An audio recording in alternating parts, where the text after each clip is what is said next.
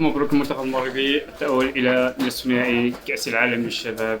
تأهل عن جدارة واستحقاق. ضرب بالثلاثية الولايات المتحدة الأمريكية أو المنتخب الأمريكي. احتفالات رائعة للمنتخب.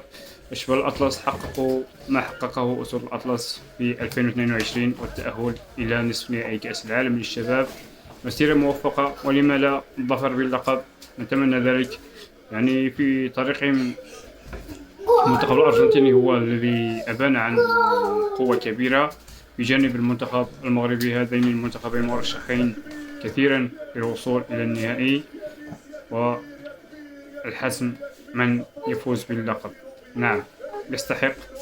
كما قلت في المرة السابقة، المغرب يلعب بشخصية البطل ولا يلعب من أجل المشاركة. نعم، الشباب أبانوا عن شخصية قوية على أنهم أبطال كبار في المباريات الكبيرة التي خاضوها في كأس العالم للشباب. خسروا مباراة واحدة بتشكيلة البدلاء وحققوا نتائج رائعة في طريقهم للوصول إلى نصف النهائي. نعم، كانوا سببا مباشرا في إقصاء البرازيل، كذلك ضربوا إسبانيا بثنائية، واليوم ضربوا المنتخب الأمريكي بثلاثية مستحقة ورائعة، رغم ضربة الجزاء الغير مستحقة للمنتخب الأمريكي، إلا أن المنتخب المغربي أبان عن علو كعبه وسجل هدفين رائعين في الشوط الثاني بطريقة ذكية. نعم، المنتخب يلعب من أجل النتيجة أكثر من أجل المتعة.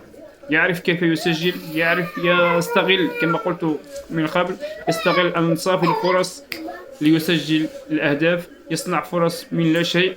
نعم، هدفين في الشوط الثاني، يعني ليس فيها صناعة كبيرة لكن فيها ندية وفيها شراسة وفيها مواجهة الفردية قوية للمنتخب المغربي ضد المنتخب الأمريكي. يعني الهدفين في الشوط الثاني كان عن طريق المواجهات الفردية، التفوق في المواجهات الفردية والشراسة والحدة والندية.